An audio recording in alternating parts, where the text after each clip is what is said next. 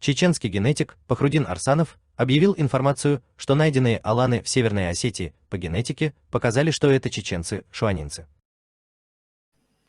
Я еще раз повторяю, аланы – это союз разных племен, разных по происхождению, по генетике. Также эти сарматы, также скифы, также эти хазары. То же самое, как это россияне сейчас говорят, но россияне – это размытое понятие. То же самое и это.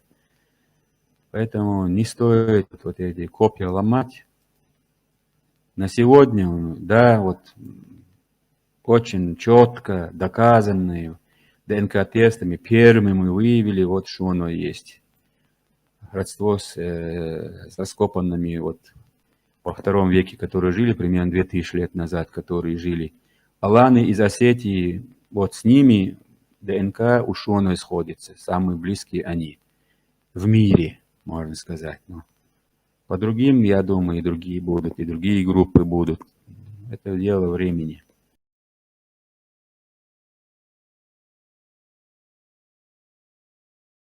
Во II веке, которые жили, примерно 2000 лет назад, которые жили.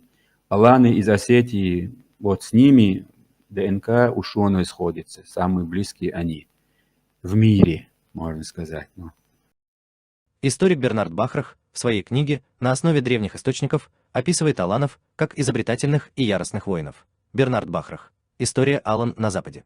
Чеченская община, тайп, шуоны, входит в Тукхумнахчмахкахай. По чеченским преданиям известно, что в период Большой Кавказской войны вместе с другими чеченцами шуанинцы оказали яростное сопротивление царским войскам.